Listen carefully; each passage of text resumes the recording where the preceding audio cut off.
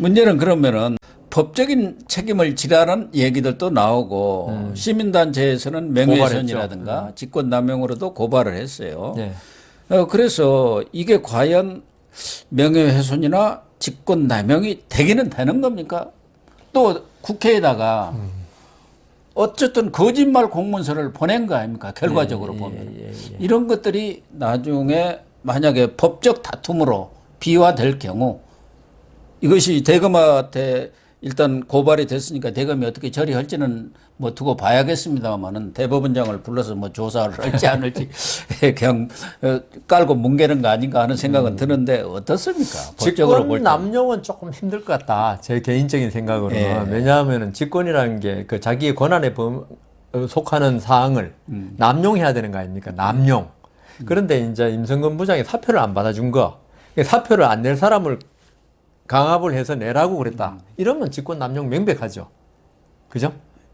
근데 받아줘야 할 내용을 그러니까요. 안 받아줄 경우도 있지 다만 않습니까? 사표를 내면 있죠. 이게 공무원은 무조건 받아준 건 아닙니다. 인사 문제. 왜냐하면 그 자리에 갑자기 비어버리면은 그렇죠. 여러 가지 건강 문제, 그다음 집안 문제 뭐 이런 걸 종합해가지고 인사철도 아닌데 사표 내는 사람도 가끔 있어요. 예. 그럴 경우에 이제 인사권자는 상당히 곤란해가지고 안 받아줄 수 있는데 그걸 직권 남용으로 볼 수가 없죠. 그런데 지금 김명수는 탄핵 당해야 되니까 못 받아줘 했거든요. 예. 이걸 직권남용으로 봐야 될지 참 곤란한 문제 같고요. 앞으로 검찰과 아마 법원이 고민을 많이 해야 될 사항입니다. 이거는 제가 일도 양단적으로 된다 안 된다 저도 말했으면 속 시원한데 된다고 저는 이제 전직 법관으로서 양심상 그렇게 지금 말하기는 힘들고 명예훼손은 가능할 것 같아요. 저도 뭐 그냥 전문가도 아니지만 분명히 그러니까요.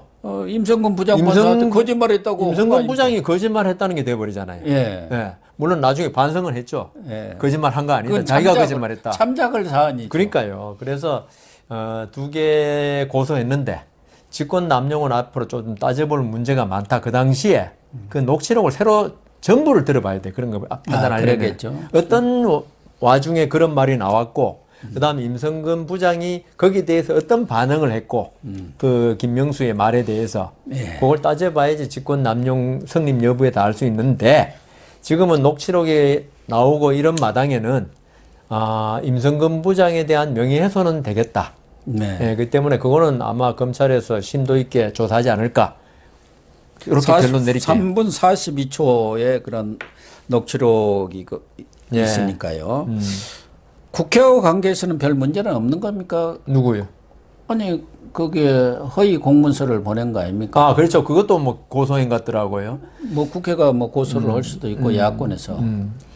글쎄, 그 허위 공문서 작성이라 그랬죠. 예. 그 공문서의 내용을 허위 허위를 공문서 했다. 작성 동행사. 그 작성하면 동행사는 꼬리처럼 따라갑니다. 항상. 예, 따라가니까 그러니까요. 허위 공문서 작성인데 그것도 아마 뭐 고의를 부인하겠죠. 9개월 전 일이라서 예. 내가 깜빡해서 이번에 기억 탓이라는 거 예, 아니에요? 예. 그러니까 아마 그렇게 주장할 거고 그 부분은 이제 정말 기억 상실인지 아니면 고의로 했는지 그거 가지고 판단할 겁니다. 근데 이런 뭐 그런 것을 떠나서 그러니까 이런 법률 문제 대법원장이 그러니까 한 나라에 국가의 정말 어른이죠. 어떻게 보면 어른이고 예.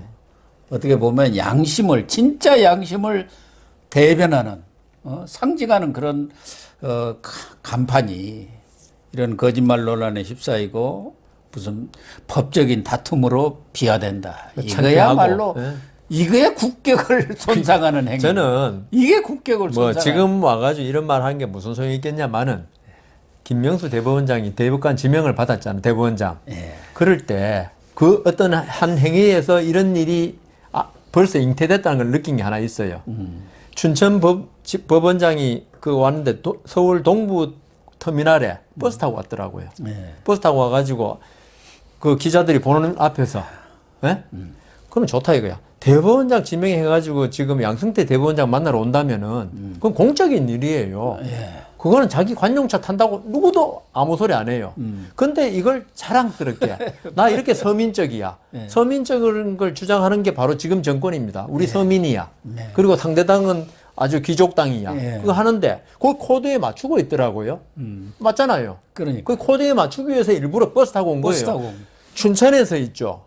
서울까지 경춘 고속도로 오면 있죠. 자기 관용차로 오면은 1시간 반, 2시간밖에 안 걸려요. 그렇죠. 얼마 안 그거 걸려요. 타고 온다고 야, 저 사람 왜 관용차를 갖다가 남용하냐 이래 아무도 생각 안 해.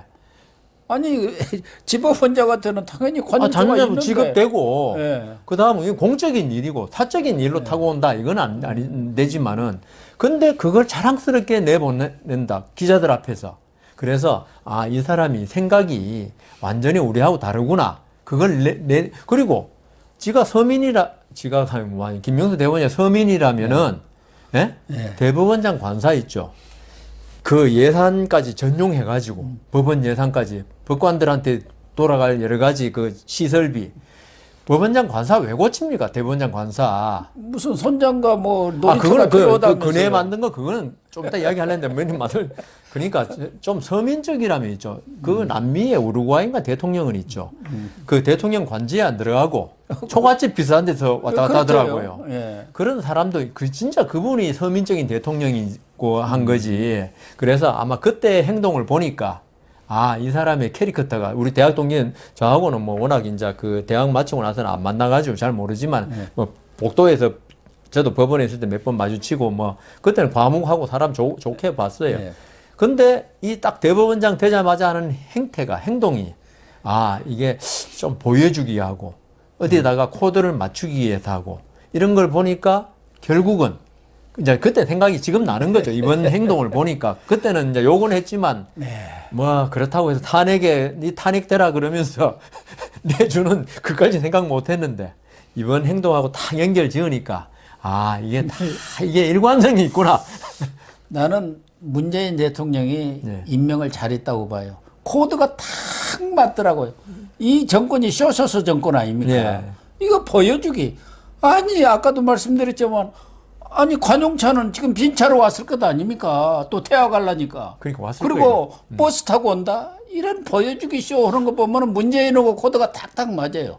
아, 조금 이따 인사 얘기도 하겠지만 그 인사도 보면 똑같지 않습니까? 먼저 얘기하면은 이번에도 보면은 전에도 내가 한번 뭐 제목으로 달았습니다만 코드 인사, 우리법 인사, 내 사람 인사. 이 문재인의 캠코드 인사하고 아주 그냥 똑같이 삼박자가 하죠. 탁탁탁 들어맞습니다. 예. 전에도 한번 그 성지용 예. 서울중앙지법원장 예. 이분에 대해서는 좀 얘기를 했었는데 예. 오늘 또 언론 보도를 보면은 그 중앙지법 예. 여기에 또 아주 핵심 그 부장판사들이 있더구만요. 예, 그 형사부장들이죠. 그다음 신청부장. 민사수석, 형사수석 이게 아주 핵심 보직들인 그거 모양이에요. 예전에 서울 형사지방법원 수석부장은 청와대에서 임명한다는 말도 있었어요. 그 정도로 왜냐하면 우리나라에 진짜 내노라 한 사람을 재판하고 예. 그다음 그 사람들의 그 운명에 대해서는 청와대가 관심을 많이 가졌었거든요. 그리고 이 분들이 뭐 재판 그런 배당이라든가 뭐 여러 가지 일들을 다 총괄을 하는 그런 예, 정도로 맞습니다. 중요한 자리에 있는 모양이죠. 예, 예, 예. 그런데 그분들을 지금 이번에도 전부 서울중앙지법 빅3에 네 사람 신고했다고 이렇게 대문짝만하게 보도가 나와 있지 네. 않습니까? 그거 보면은 야, 참 김명수 대법원장이 과거 대법원장도 그랬는지는 저는 모르겠습니다만은 좀 과한 거 아닌가. 아까 김민희 판사도 얘기했지만 예. 되게 뭐 판사들은 3년인가요? 2년이 있습니다. 2년인가 있으면 3년이 있으면 3년. 예. 당연히 이렇게 예. 인사로 다른 데로 가지 않습니까? 그렇죠. 근데 이번 인사에서도 김민희는 그대로 남고 네. 부장판사는 네, 네. 여기서 지금 울산이라든가 유재수 감찰무마 사건, 뭐 조국 사건 이런 것들 지금 다 담당하고 있잖아요. 그런데 그동안 무죄 판결을 계속 내렸다 해갖고 완전히 찍힌 거 아닙니까? 그래서 이번 탄핵까지도 간 건데 네. 사법농단 그 재판부는 전원 뭐 교체해버리고 그다음 행정법원. 채널A도 교체해버리고 예. 그 사건을 담당했다. 예. 그리고 이번에 윤석열 완전히 찍혔지. 징계. 윤석열 때문에. 행정법원 그 판사 있잖아요. 다 공중분해 해버렸어요. 예. 다 공중 아니 대법원장이 이런 건 대법원장이 다 결정할 거 아닙니까 또. 그 법원장이 하긴 하죠. 아, 참 인사한 말이죠. 예. 그건 대법원장이 결정하죠. 대법원장 이름 아, 나갑니다. 이런 중요한 내용들은 아니 이것만이 아니라 전국의 모든 아니, 법관, 물론 아주 밑에 법관까지도 인사안에 대해서는 대법원장이 결재를 해야 됩니다. 아니 그래도 이제 그건 당연한 거고 예. 이런 사무분담.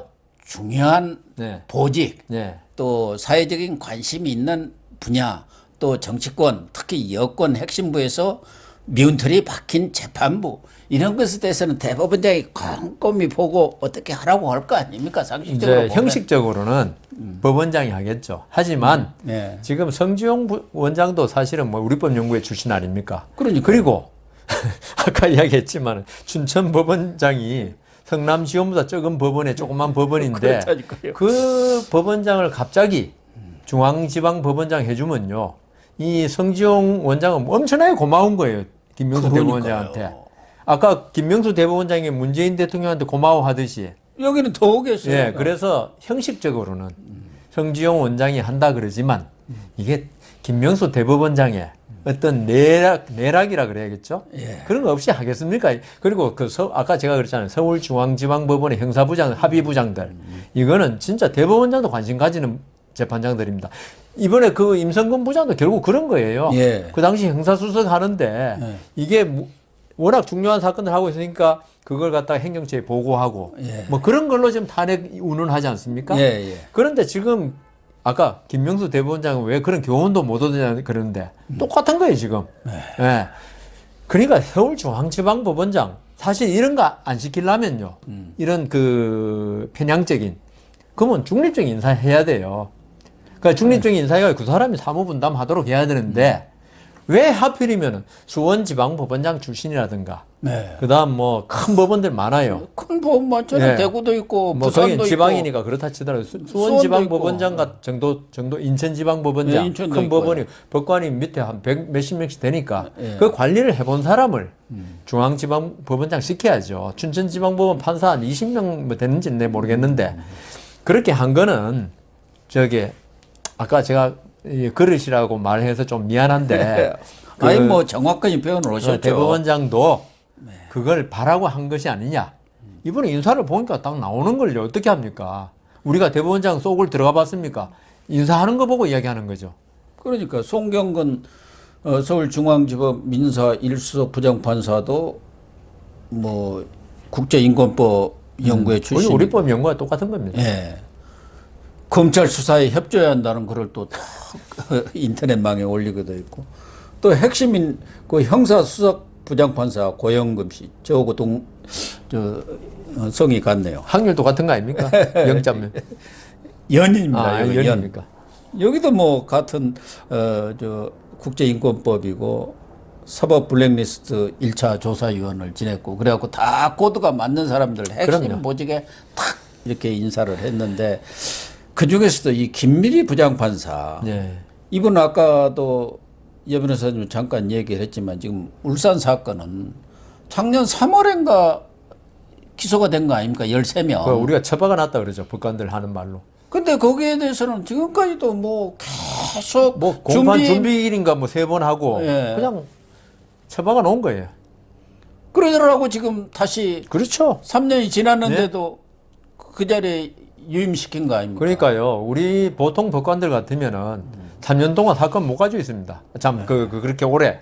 한 1년 됐나요? 못 가지고 있습니다. 왜냐하면 장기 미제 보고를 계속 해야 되고, 그럴 때마다 이 중요 사건 아닙니까? 예. 그러면 법원장이나 수석부장이 자꾸 물어요. 이거 왜 자꾸 끊느냐? 그러면 우리, 그 소리 듣기 싫어서라도 재판 기일 넣고 진행하는데, 이 김미리 부장한테는 아무도 견제를 안 하는 것 같아요. 견제가 아니라 잘하고 참 있다고 하는 것 눈치 빠르고 잘하네. 그런 거 아니겠습니까? 그렇죠. 김명수 대법원장하고 참 그 코드가 맞네라고 생각하겠죠. 이거는 어쨌든 참 우리 여 변호사님 뭐 이런 얘기를 하면서도 좀 씁쓸하긴 그렇죠. 합니다. 예. 화도 나고 씁쓸합니다. 대법원장이라든가 이 서울중앙지법의 법원장은 물론이고 이 수석 부장판사급 정도 되면은 우리 사회에서 최고의 권위와 명예와 엘리트 예. 이런 분들이 그냥 농담의 대상, 비하의 대상, 조롱의 대상이 지금 되고 그게 있다는 뭐 것이 사자성어 있잖아요. 곡학아세. 예. 예. 내가 가진 지식을 갖다가 세상에 아부하는 데 쓴다. 뭐 그 말이 딱 맞는 지금 행태가 많이 벌어지고 있습니다. 그러면은 좀 이제 탄핵 얘기를 잠깐 나누도록 하겠습니다.